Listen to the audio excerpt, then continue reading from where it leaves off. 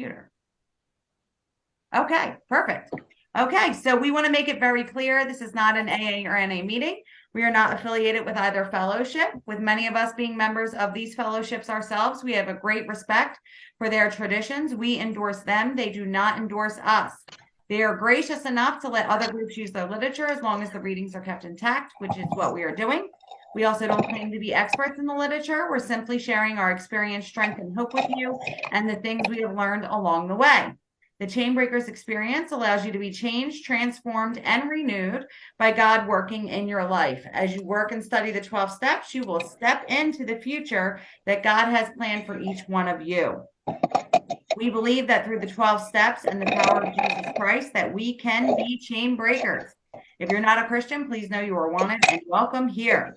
We invite everyone to please hit the like or follow button on Facebook so you can get notified when we have our meetings. We also invite you to like and subscribe to us on YouTube. Our meetings are also posted there as well. Do we have any newcomers or visitors to the group that would like to introduce themselves? Newcomers, visitors? All right, we're all in the family here. Okay. If you're willing and able to be a sponsor, would you please raise your hands and keep them up for a moment, or you could just put it in the chat. If you're looking for a sponsor, go ahead and put it in the chat and we'll see what we could do to help you there. So my name's Angelina, and I am a recovered, redeemed, and delivered addict and alcoholic. Good to see you guys. This is like one of my favorite nights here. I love this night. You know, we kind of set the tone a little bit different on this Wednesday night. And this is kind of what I've been loving. You know, Thursday nights, we kind of have like our large circle. And this is more like a small to medium circle. So what's really cool about that is we get to learn and grow together, to share, be a little more interactive. Everyone's been loving the definition. So if you want me to repeat the definition, I'm going to take my time. Just ask me if you want to repeat it. There's no rush here. So this is a little bit smaller circle so we can grow and feel free to share. You know, you don't got to raise your hand. Just feel free. If you have anything you want to share, any input, any questions, feel free. We kind of let the Holy Spirit take the lead on this one. So I like it. All right, so let's get started here. So tonight we are beginning the forewords. So we've been kind of going through this. We all know we started in the back in the spiritual experience. Reason why we're doing that is to put the mission of what we're trying to achieve here right in the forefront of our minds. You know, I always use kind of how God showed it to me was, you know, any business that is going to start a business, before they even get started, the first thing they do is write a mission statement, right? And that's their vision. So now everything that they're doing, right, is an objective to accomplish the mission. So when we start with the spiritual experience, right, it tells us how we're going to get it, right? An open mind, honesty, willingness, and the things that will get in the way of having that spiritual experience. Now that brings awareness to us so that as we're going through this process, we can kind of notice these things crop up and now we're aware of it, right? And we can take contradictory action to whatever that is. You know, if I'm having contempt, if I'm being belligerent, you know, we kind of talked about that. Let me go to that one definition because it was good here. And it said,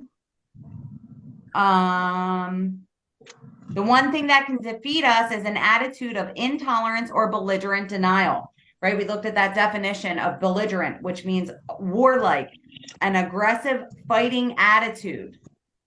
And we kind of gave the definition there that I was given, and I'm not going to say it, but a good case of that is the efforts, right? So if I start finding myself saying, that word, I don't need a meeting. That word, oh, I don't need to do this. That word, right? Now you got a good indicator, like, because we're aware of that if we catch ourselves doing that, you know, I know when I'm saying I don't want a meeting, I don't want to do this, that's when I need to do those things. So we could take that contrary action. So it's good to go over what the goal is first. And what is the goal? A spiritual awakening, a spiritual experience. That's the solution for addiction and alcoholism, a spiritual awakening, right? And we see that by that 12th step, having had a spiritual awakening, right? It's a spiritual problem. We need a spiritual solution. So it tells us how we're going to attain that spiritual awakening. And we're going to see tonight as we go through this as well. So now everything that we're doing, right, the 12 steps, going through the big book is for what? For the bigger purpose of having a spiritual awakening, the solution to drug addiction and alcoholism. Cool. So we went through that first page, and now we are going to be picking up on we went through the preface, so we're picking up on the forward to the first edition. It's Roman numeral 13, the first forward there. So forward to the first edition. This is the forward as it appeared in the first printing of the first edition in 1939. We of Alcoholics Anonymous. So that we there is referring to the first 100 men and women of Alcoholics Anonymous. So that's what that we is referring to there. Are more than 100 men and women who have been recovering, trying to recover. You guys know it. You got to talk back to me, man. Recovered. Recovered. Exactly. Okay. And that's a promise. Remember, we looked at that definition. The first promise of the big book is on the cover page, right? On the cover page. It says the story of how many thousands of men and women have recovered from alcoholism. That's the first promise in the big book, right? So we're going to see a little bit more of what that recovered looks like right here, okay?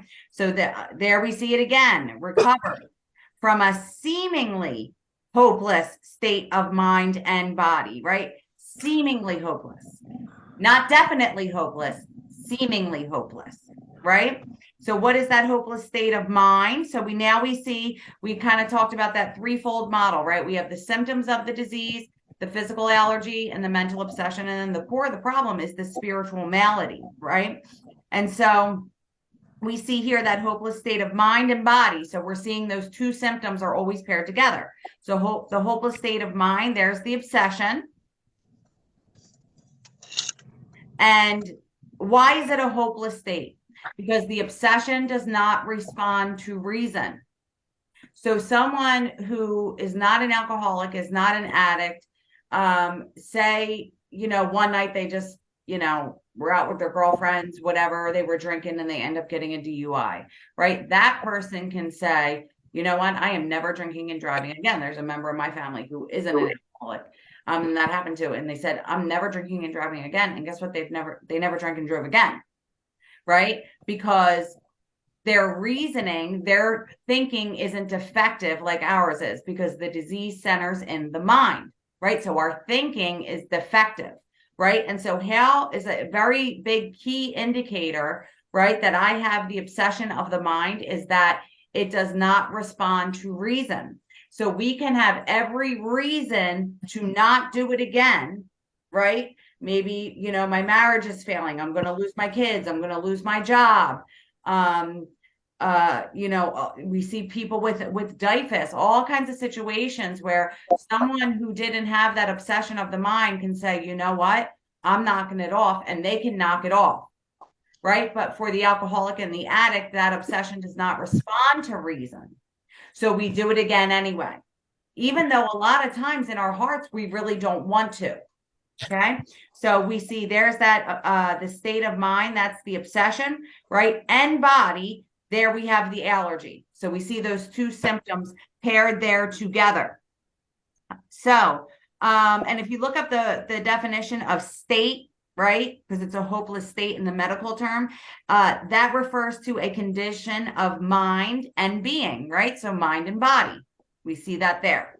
And we saw that in the medical view, right, of the doctors were saying, and early on, before science could prove it, now we can explain exactly what happens with that. We looked at this in the medical view, right? And what all the doctors, if you remember, these were all well-known doctors at the time that gave these great endorsements to Alcoholics Anonymous, right? Starting with Dr. Silkworth there. And what did they all agree upon? That we were sick physically and mentally, right? And spiritually. And that's why they say, right, medicine can do little. It's not a physical solution. It's not a solution in a pill. We saw what the solution was, what? The spiritual awakening, the spiritual experience. So that's our solution. But when we looked at that definition of sick, right, and we could see how it is medically a disease, right? And so we looked at that definition of a disease, and this was that definition we had. Impairs normal functioning and is typically manifested by distinguishing signs and symptoms, right? We see our two symptoms, the physical allergy and the mental obsession, right? So we can see how medically, right, in the medical definition, this is a disease. It's not a moral problem. So, and then we looked at the definition of sick, which meant to be affected with a physical or mental illness. Isn't it funny that it's those two components paired together, right? Or disease, to be abnormally susceptible to or characterized by gloomy or unwholesome feelings, right? That can really speak to the spiritual malady there, right? Because when I started drinking and drugging the first time, right, it was because I didn't feel wholesome on the inside. See, and so I came in here and I thought drinking and drugs was my problem, but really that was a solution to fix, right, my spirit and the way I felt on the inside, which was unwholesome. And that solution worked for a long time until it turned on me, right? And we always say, you know, it was fun in the beginning, then fun with problems, and then at the end, all we had was problems. So now what? So now I need to find a new solution, right, to fix this sickness, right? This unwholesomeness that it's talking about. And when we accept God and we have that spiritual experience, right? We no longer, like, now we have days where we have bad days, of course, but you know, in general, right, it's not I'm feeling unwholesome all the time, right? And that's what going through these 12 steps does, because a lot of us have hurts, we have traumas, we have resentments, all these things that we stuff, and we stuff out the spirit of God. So what happens, and it makes our spirits literally sick, especially resentment, right? That's why they say resentment is the number one offender. It makes my spirit literally sick. So this 12-step process is about getting unblocked, right? So that God's spirit can flourish in me. And now my normal state sober is no longer this unwholesomeness, right? It's no longer restless, irritable, discontent, but now I'm happy, joyous, and free. Right. And so now I no longer need that solution in the drugs and the alcohol. So flipping back over, so we saw how the medical doctors, prominent doctors, all agreed, yes, this is a disease. This is a sickness. So we're back here on the forwards now. So to show other alcoholics precisely, the definition of precisely is this: exactly and without deviation. Exactly and without deviation. Lord God, thank you. Thank you for not letting me deviate. Praise God. And guess what? We're going to fall short. We're going to miss the mark sometimes, right? Lord, I missed it today, right? But, you know, thank God for his grace, and each day is a new day. And as long as, like, you know, when we follow this pattern, we're still going to have those days. But generally speaking, they're few and farther in between, right? Our general state is not every day just missing it, right? And when we start to take these steps precisely without deviation, that is how we what? Recover. Thank you, Lord. So if we want to recover, this is precisely how you can recover. Okay. So how we have precisely how we have recovered is the main purpose of this meeting. Book.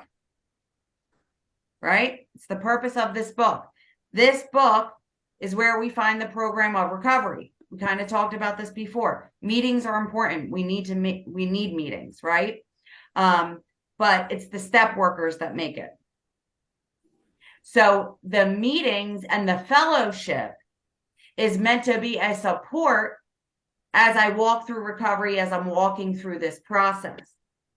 It does not replace, right, my spiritual work.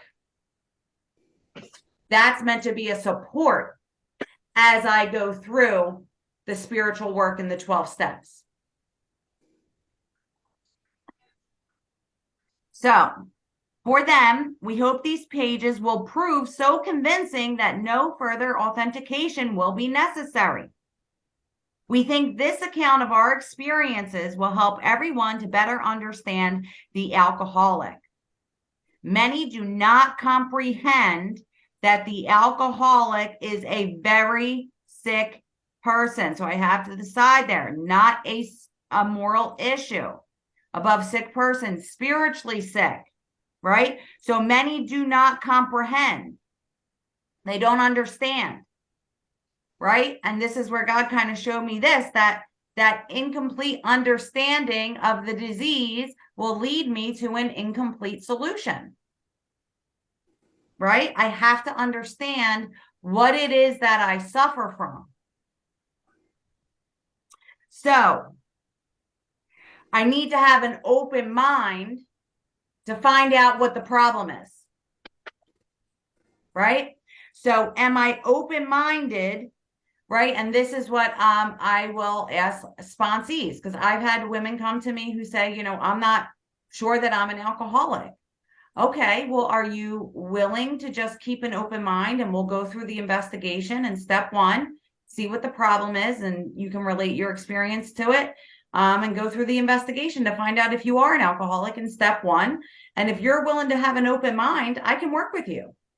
You don't even got to be convinced at that point. But if you're willing to have an open mind and to be honest, right? And I'll tell you this, I don't think I've had a couple of people that weren't convinced, and I've never gone through an entire step one and then them not be able to concede that they were alcoholics. Because again, a lot of people don't understand. Even for me, it was really hard for me to admit that I was an alcoholic, because I was sober for some time, but that was from a heroin addiction. So I thought, after I stopped working at Program of Recovery, guess what? The program worked for me as long as I worked the program, right? It wasn't until I stopped working the program. And then what happened? And then that obsession of the mind came back. It took about 11 months of not going to meetings. And then the obsession came back, right? And so then on started alcoholism for 4 years. And it was really hard for me to admit that I was an alcoholic, because in my mind, the alcoholic was the person, under the bridge with the brown bag. My house was clean. My kids were taken care of. I went to work. So it was really hard for me to admit that I was an alcoholic. But then when I sat down and went through this work again, and I relate my experience to the symptoms of the problem, I was clearly able to see, right? It's not being under a bridge. It's not being unemployed. These things that make an alcoholic. It's, do I have the symptoms of the disease, right? So go ahead, Janet. You got to unmute. There you go. Yeah. Okay. I just want to, chime in on this point is, how do we know if we have the symptoms of the disease? We talked about what the symptoms were, the mental twist, the mental obsession, and the allergy of the body. And I like for the book to do the talking. And there's simply two questions. I know when I came in, I gave lots of reasons why I identified out. I'm not as bad as them because right. I never lost. Forget what I was doing every day. But on page 44, in the middle of the first paragraph, if you turn these two things into questions, Let's all flip. To ask a newcomer, if they're having problems, because denial is so strong, and dishonesty, and it's not even dishonest, it's the delusional. And delusional means you're lying and you don't even know you're lying. I mean, I was so shot out. I didn't know the truth from reality Right. because I couldn't differentiate the true from the false. But once it was explained to me what the allergy of the body is, not that I break out in hives, but once I have a little bit, I want more. Even if I say I'm only going to have one, and I meant it, I was just going to have one or two, I wound up having more. Maybe not every time, Right. but I can't safely drink without knowing whether I'm going to set off that craving or not. Yes. That Right. speaks to the allergy of the body. And the other problem is the mental twist. And you know, if you have that, I know if I have that, if when I say I'm going to stop, okay, this is too much, I'm going to stop. I mean it. I have a high resolve. The judge convinced me, spending a night in jail, like beer sobered me for a bit, And I meant it. I was done forever. Yeah. But soon after that, I drank again. Where was my high resolve? That speaks to the mental obsession, and I always thought I just changed my mind. Or one time I was 2 weeks clean and I thought, see, I don't have a problem. I can quit when I want to. So I'm going to go ahead and drink because I can quit. That's all that mental twist. So back to the book on page 44, like the third sentence down on that first paragraph, it starts with if.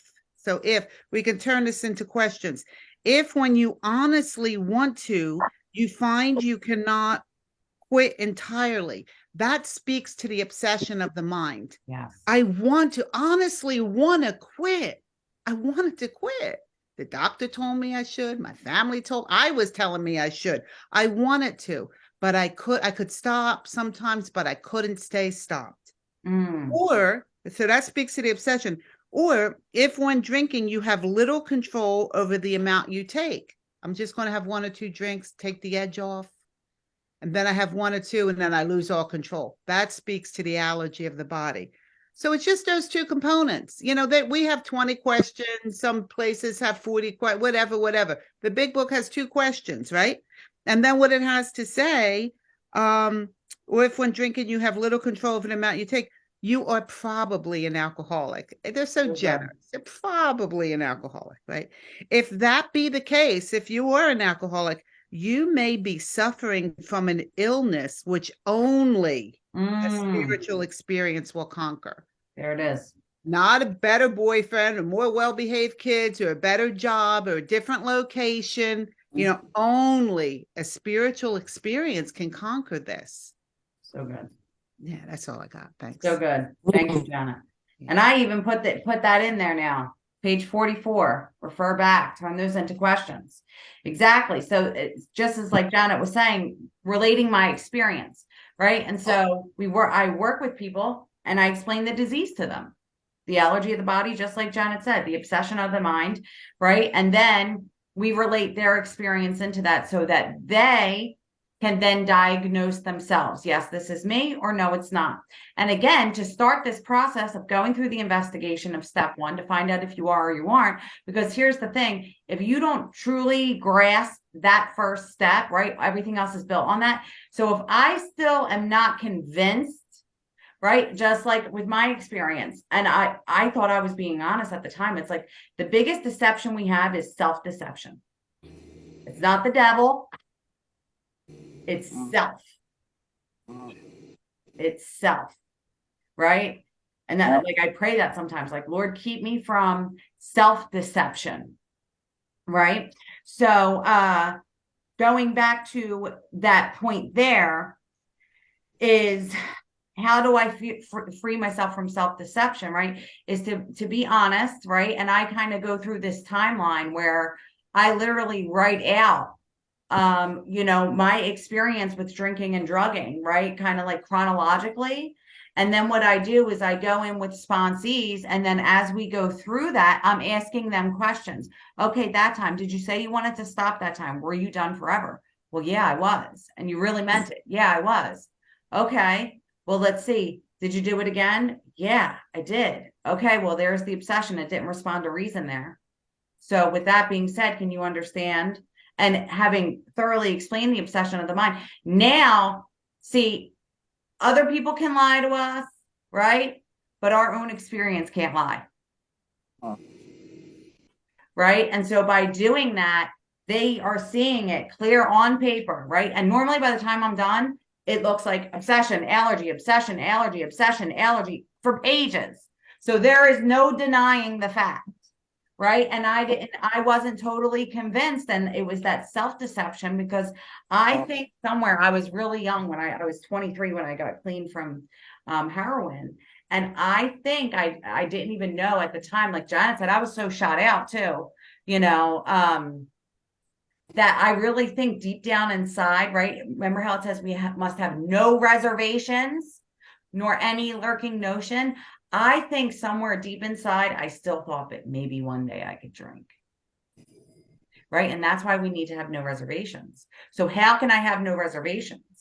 By totally understanding, right? Step one, the disease, the components, and then looking at my own experience. And I'm telling you, when I just saw it over and over and over and over and over again, that could no longer lie to me. So how can I have no reservations now?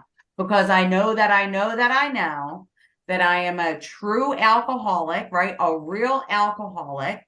I will always have the allergy of the body, always. And I know that because now my experience can't lie to me. So now what?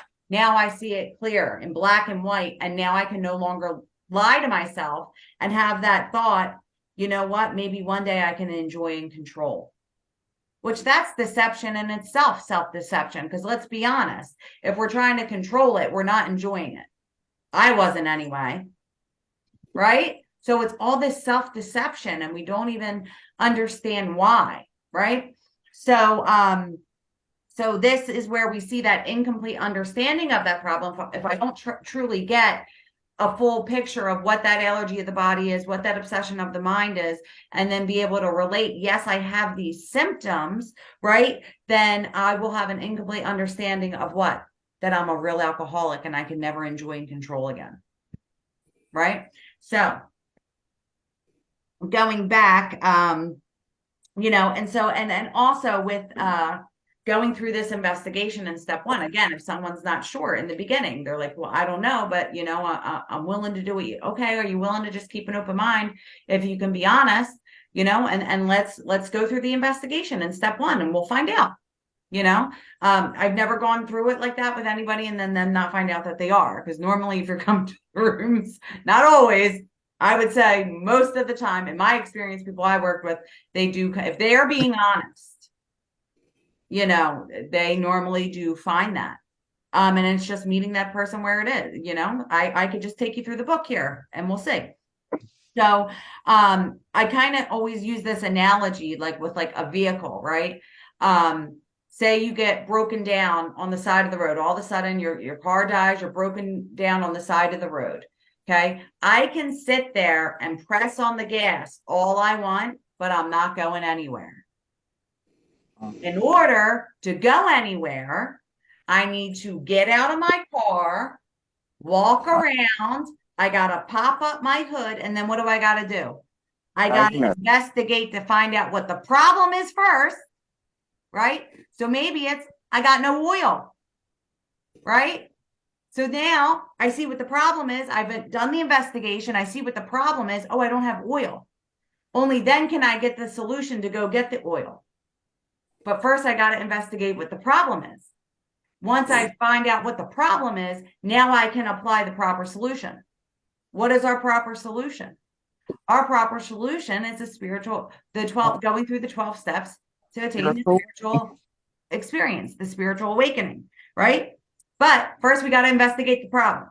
And that's what we do in step one, investigating what the problem is so that I can relate in my experience to those symptoms, right? So that then I can properly diagnose myself.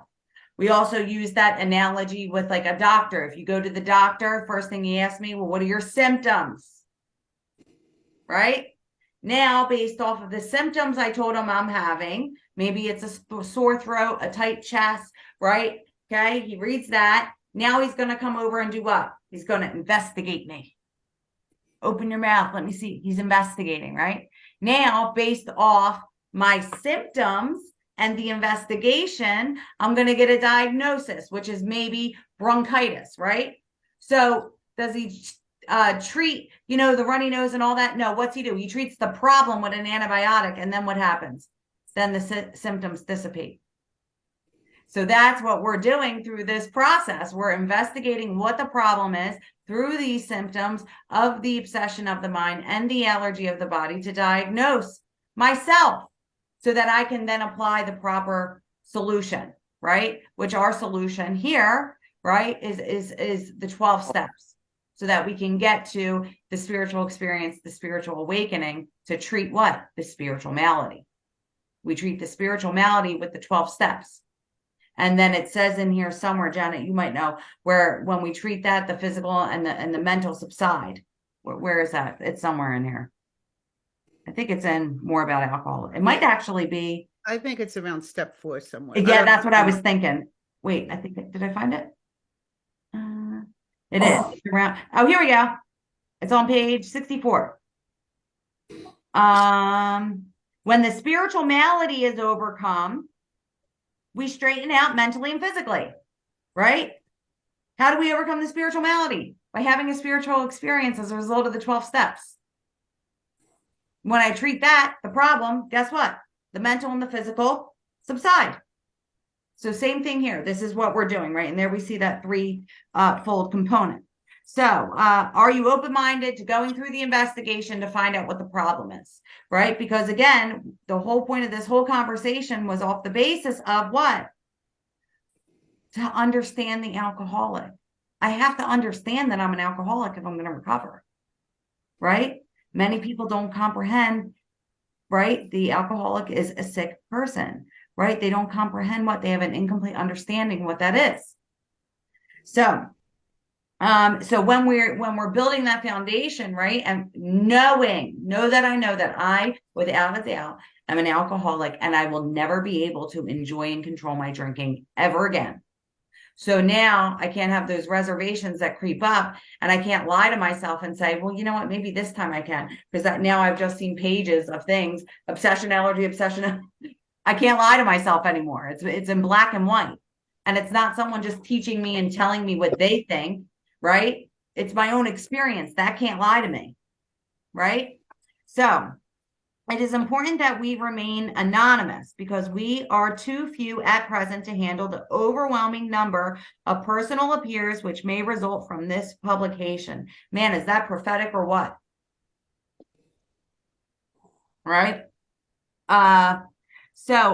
Being mostly business or professional folk, we could not well carry on our occupations in such an event.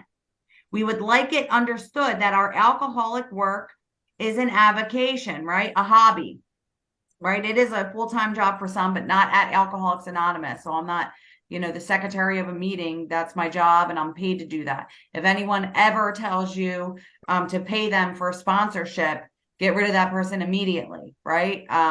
Because guess what? You're helping them too, right? When I'm going through with somebody else, that helps me. That refuels my tank, helping others, right? So when writing or speaking publicly about alcoholism, we urge each of our fellowship to omit his personal name, designating himself a member of Alcoholics Anonymous. So now we're going to start talking some traditions here. Very earnestly, we ask the press also to observe this request, for otherwise we shall be greatly handicapped. We are not an organization in the conventional, let's see. What do I have here back then?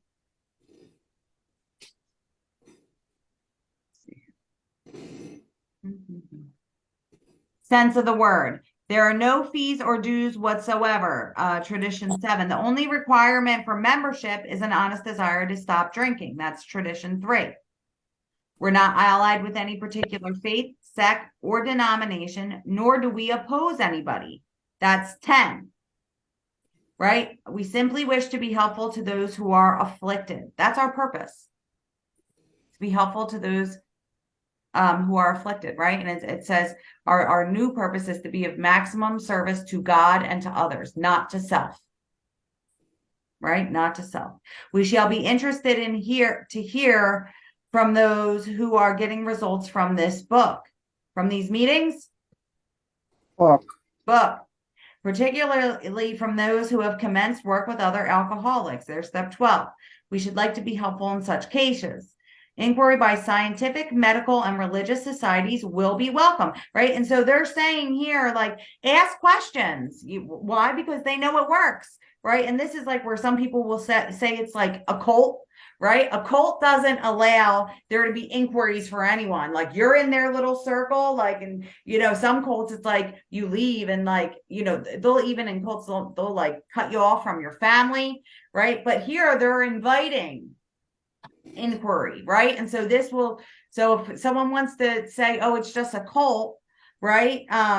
Really what that is what we saw kind of in the spiritual experience, right? One will not keep a man in everlasting ignorance, but contempt prior to investigation, right? So they're having contempt before they've even tried it. But you could show them this right here, because cults do not welcome any inquiry, right? And now we see here also, right, scientific, medical, and religious societies. I'm going to speak in that in 1 second. So we see here with these traditions, right, we're not allied with any particular faith, sect, or denomination, right? And so that's why at Chainbreakers, I want to make that very clear that we endorse AA. I endorse NA, right? I endorse you to go to meetings and work a program of recovery, right? We endorse them. They don't endorse us. Why? Because we are a particular faith, right? And so the usefulness of that is that it can bring somebody to faith if they come to knowledge of God, right? But this solution is for anybody, right? So that's why I make it very clear that I endorse Alcoholics Anonymous. I consider myself a member of Alcoholics Anonymous, but they don't endorse us. So, and we can see here, inquiry by scientific, medical, and religious societies. So, right, I brag on them, they don't brag on us. That's the traditions. And we see here what we read in the medical and the religious kind of recommendations that they gave in the back of the book that we just went over 2 weeks ago, right? So we saw a number of prominent doctors all endorsing AA. Then we also see in the religious view that we went over on 572, right? A bunch of clergymen, right? And Christian principles. We see Father Edward Down. So they're praising AA, right? So it's a spiritual solution that can work for anybody. So no, I've lost my little spot, you guys, my big book. I got my first chapters in here. Oh.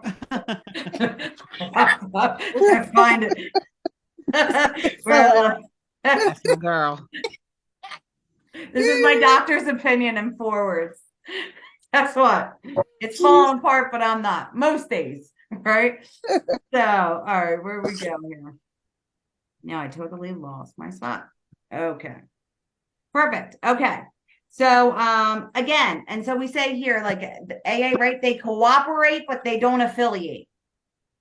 That's the point here with scientific, medical, and religious. So they cooperate, they don't affiliate.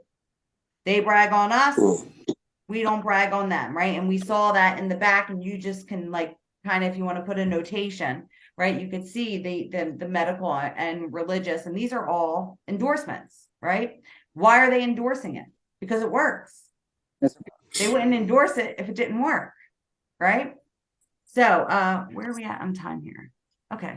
Look at like, do I want to get into the second? Let's do. I'm going to take a moment and open up for share. If anyone wants to share on these points before we go into the second, we got 20 minutes left. So I want to leave, room for sharing and any questions. And if we have none, we'll continue on. So I'm going to open up the floor. If anyone has any insight, wants to share anything, please do so. I knew I could count on you, Janet. Well, I thank you for breaking this down. I love that you did this, and I love that you went through the end of the book. I remember when we did that, Angelina. That was good. Yeah, we did do that. Yes. There, right? So you covered the problem very, very well, and the solution is, fast forward to step 12, a spiritual awakening, right? And a spiritual awakening is a belief in a power greater than yourself. As a Christian group, we believe, I believe it to be Jesus. I'm all good Yes. with that. I don't say Jesus in the rooms because it may attract a few people, but it'll alienate more people. And I always want to be a bridge, not a wall. People come in there with enough problems. A lot of people have been church hurt and all that. But that's not what I wanted to talk about. I just came out. But what got to me is like, so we know the solution is a spiritual experience or a relationship with God, right? Then why can't I just go to church and go up to the altar and have, accept Jesus as Lord of my life, accept the Holy Spirit and all his power into my life? Why didn't that work for me? Because I was blocked. Now, it may work for some people. I had a sister, my little sister, Lisa. She got clean from going to church and she didn't pick up and again, but God chose me to go to AA. And what I found out is that it wasn't just a belief in God I needed. That was good. But for this alcoholic, I needed to do the rest of the steps because I was blocked from the power of God that I believed in. I said it. I believed it. God is in me. Okay. I'm buying into that whole message. And but if I'm blocked, and why am I blocked? From my fear, from my resentments, from my selfishness that I don't even know I have. And that's what the rest of the steps address. And in Christianity, we'll call that the sanctification process. Right. People don't bother doing, by the way. Not that I'm taking inventory. But here in AA, we got to. I mean, I have to continually walk in 10, 11, and 12. If all I needed to do was believe in God, all people would have, the church wouldn't have any addicts or alcoholics in them. And the church has them because people go to God. They know intuitively, they know they need God for help. But I don't know. That's my story. I'm sure there's varied stories and that's all good. Yeah. That's all I got. Thanks. That was so good, Jana. And it is true. A lot of people do have church hurt and everything. And, some people can. I know I can. I needed the 12 steps. And I even remember like in the beginning, like really seeking and praying, right? And here's the thing, it's just like, right, if there's a lamp in a room, but it's not plugged in, right? There's still electricity in the room. God's still there. I'm blocked. So I got to get plugged in, right? And I kind of think of the steps like this.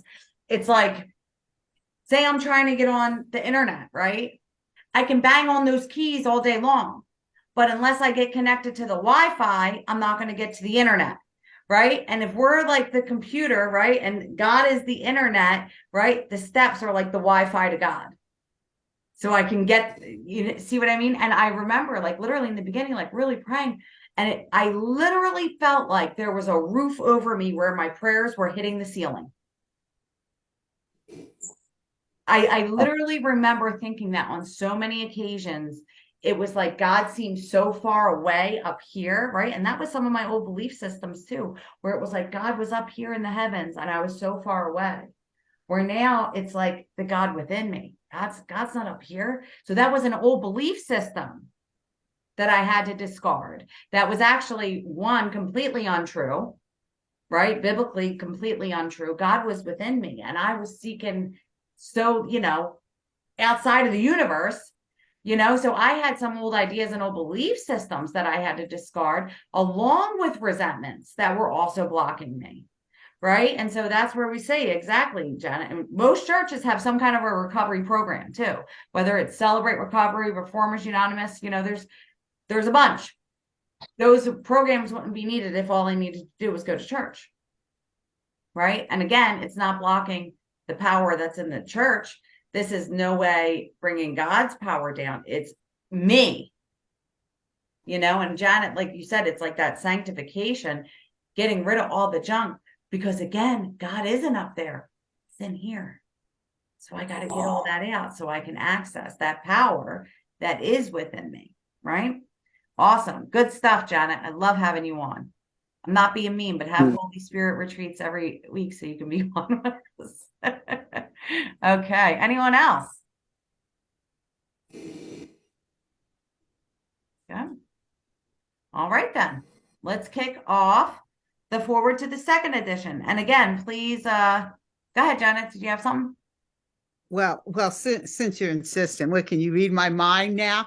Yeah. But from the book, I just want to tell you, I was looking for in we agnostics is where we've been blocked by pomp, circumstance, and wait, not pomp and circumstance. Oh, here it is on page 55, right?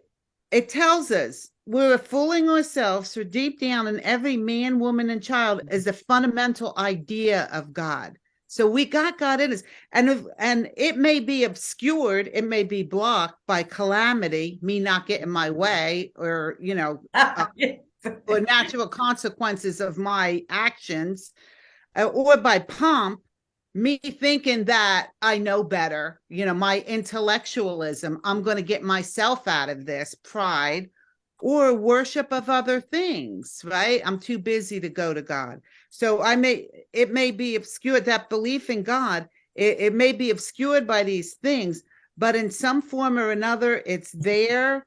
You go down a little bit. It says sometimes we had to search fearlessly, and we do that in step 4. But he, capital H, was there, was deep down inside of us.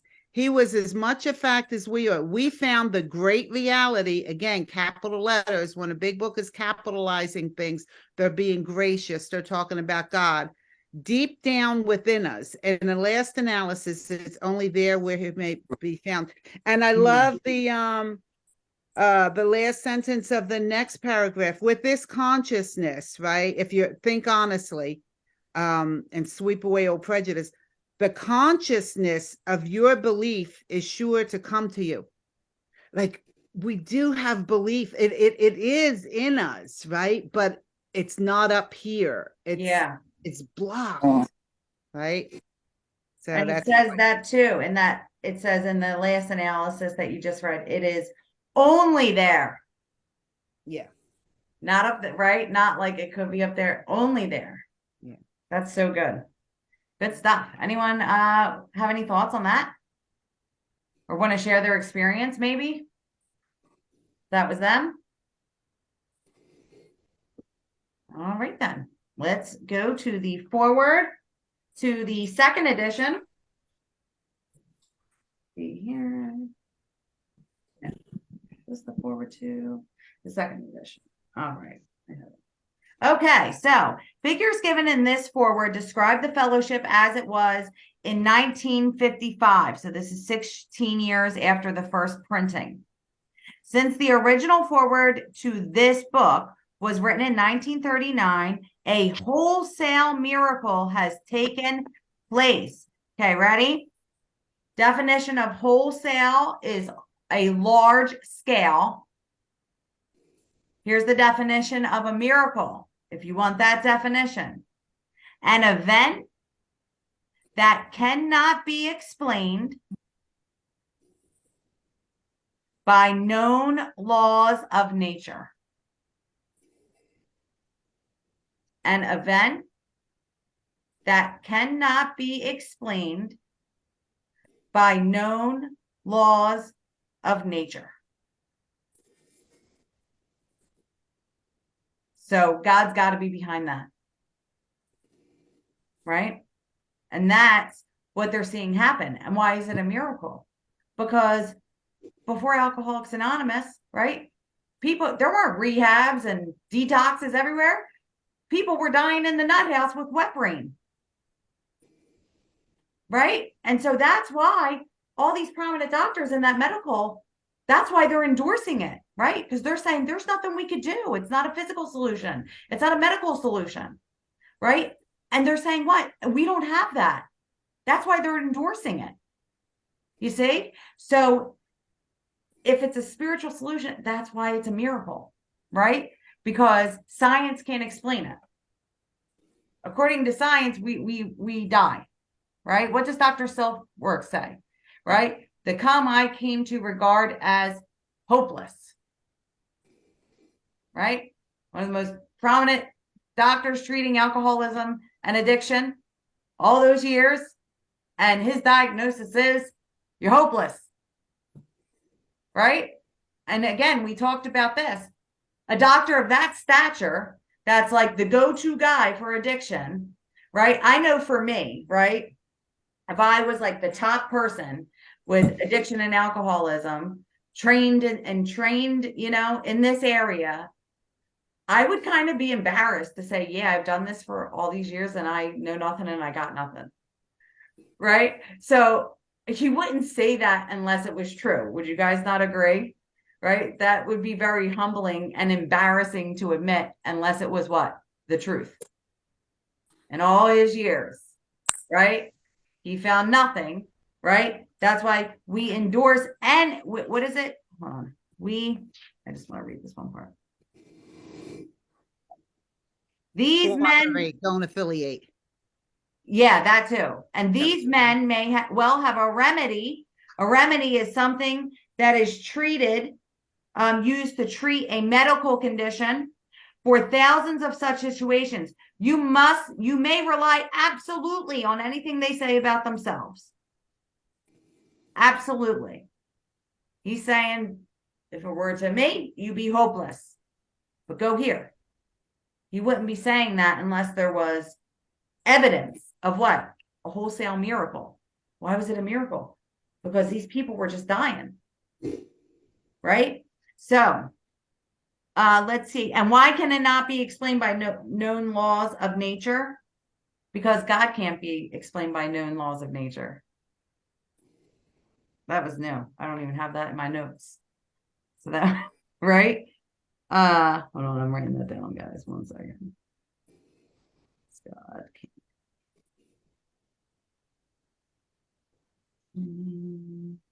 I'll forget it. Known laws of nature. Okay. All right. So our earliest printing voiced the hope that every alcoholic who journeys will find the fellowship of Alcoholics Anonymous at his destination. And we get the awesome honor to see that hope realized. Right? Already, continues the early text, 2s and 3s and 5s of us have sprung up in other communities. 16 years have elapsed between our first printing of this book and the presentation in 1955 of our second edition. In that brief space, Alcoholics Anonymous has mushroomed into nearly 6,000 groups whose membership is far above 150,000 recovered alcoholics. There it is again. Janet, you explain it so much better than me because you're the one I heard it from and I love it. Explain the thing with the mushrooms that grow in the dark. Yeah, let me see if I can get to that. Get clear these cobwebs. So, but first I want to say that like we know that the first 100 that we talked about in the first forward, it took from June 10th, 1935 to the book was printed in 1939. That's 4 years for 100 people, right? And then when this book was printed, there was a wholesale miracle, large scale, like people were getting delivered from this book, and to the tune of 150,000. Okay, it took 16 years to get that 150,000 for 16 years. But each time, it's exponential. It started like it mushroomed. Okay, mushroom. There it is. There's a segue into mushroom. Yeah. I live in Medford. Okay, there's not grass. There's moss on the ground. Whenever it rains, if it rains at night and the conditions are right, I wake up, there's mushrooms all over the place, And when do they grow? They grow in the dark, wet, dank places, and some of our meeting places are dark and dank and church basements and whatever. I kind of forget how I explained it to you, but the They grow in the mushroom dark. process just does it very Yes. quickly in the dark. Yeah. And that's like where we grow, right? That's where we start. God That's comes. where we develop. We're like pictures. Yes. We develop in the Yeah. dark. Oh, that's good. Yeah.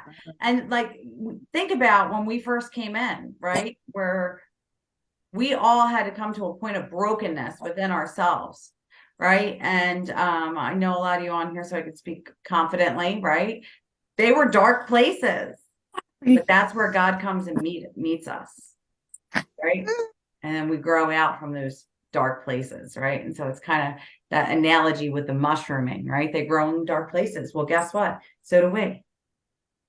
And God meets us in those places, but he'll never leave us there. He'll always take But us. we grow from the light. Yes. Yeah. Come on. So good. All right. I'm going to finish out this paragraph and then we'll pick up with the spark next week. So groups are to be found in each of the United States and all provinces of Canada. AA has flourishing communities in the British Islands, the Scandinavian countries, South Africa, South America, Mexico, Alaska, Australia, and Hawaii. All told, promising beginnings have been made in some 50 foreign countries and U.S. possessions. Some are just now taking shape in Asia. Why? Because the book was published. How do we get recovered? By precisely following the directions without deviation in the book. Not just forward, but the whole book that I have here, right? So they got the solution. How to work the 12 steps, right? So that's why they're growing there, right? Because they published the book there. So now what did they have? They had the map to the spiritual awakening. So many of our friends encourage us by saying that this is but a beginning only, the augury of a much larger future ahead. And again, it's like that future realized, and it's just going to keep growing. And I was thinking this when you said that too, with the mushrooms and, with Jesus, everything he touches multiplies. Yeah. Yeah. Good. I just did that with our Bible study on Monday nights, that the disciples, right, it was feeding the 4,000 and they came and they only had a couple fish, right? And so like God was showing me how like Jesus wanted to see that what they had on their own was inadequate until they put it in the hands of Jesus. And then he blessed it and it multiplied. Good. Right? And like that's where we got to come to that point. We're realizing our inadequacy. But in the Father's hands, in Jesus's hands, it multiplies. So wherever you're feeling inadequate, bring God into that place, right? And it'll bear fruit when we put it in the Father's hands. Even if it's a bad situation, in the Father's hands, he works it out for good. I want to see your honey. Do that. So the last thing I'll share with that about that Bible study point, because there was a really good point in there and I think we can all learn from it. And Janet, you're gonna laugh because the thing I told you about, this was the next morning. So I'm reading this, it's in my reading, and then it says, so he does this miracle, right? And then it says, and then the Pharisees came to test him. Did I tell you this? And then it said, and then the Pharisees came to test him. And I'm like, and God just spoke to me and I'm like, every time you try to do something good, here comes somebody to test me, right? And we all have those people. But what Jesus did and how he handled it, we can learn so much from this. It says that he sighed deeply. And then he got in the boat and went on the other side. So sometimes when those people come to us, Where's and that at? Is that Mark chapter 8? Mark chapter 8. Okay. All right. So, and I thought, oh my gosh, I know how many times I read that and I never saw that before. That's what happens. Whenever you're doing something good, the devil's always going to come and send someone to test you. So let's, I know all the uh-huhs, right? Take a deep breath Get in the boat and just walk away. I like Right? that. Jesus says, wipe the dust off your feet. So with that being said, anyone want to share anything? Not, we will wrap up. All right, guys. I love this group. This is like becoming my favorite thing. This is what I really love to do on a smaller where we get to talk and grow and, pour into one another and hear what God says. And God always shows up and speaks new things. You see me, I'm even writing. And that's what I love. Seeing if we're just willing to serve because we just want God to be glorified, we don't got to do any of the heavy lifting. He'll come down, and all we got to do is just be willing to be of maximum service to God.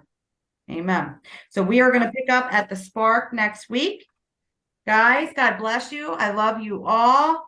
Let's pray out. Father, in Jesus' name, I thank you for every single person that's on here tonight, Lord. I thank you for bringing us all together where we could just kind of open our hearts, open our minds, open our ears, open our eyes, because we just want to hear from you, Lord. We pray that as you pour into us, you would put people, give us divine appointments that we could pour into them, Lord, so that we would see people recovered and that you would be glorified. So anyone that's having one of those kind of inadequate moments that they're feeling that what they have is inadequate, Lord, I pray that right now they would just lay that at your feet, Jesus, because in your hands you'll work it out for our good, God. And you'll use it to multiply us in some way and to help somebody else. So we just love you and we give you so much praise, God. We give you glory. Thank you for our sobriety. We pray that you would just continue to keep us sober, God, so that we can be of maximum service to you and to others. And it's in your glorious name we pray, Lord Jesus. Amen. Amen. All right. I love you guys. Love you Angelina, too. Yeah, Thank you. Bye-bye. Yeah. Angelina, I'm working with somebody and I Well, just, let me stop the recording. Hold on one second. yes, I please. forgot. I should wait.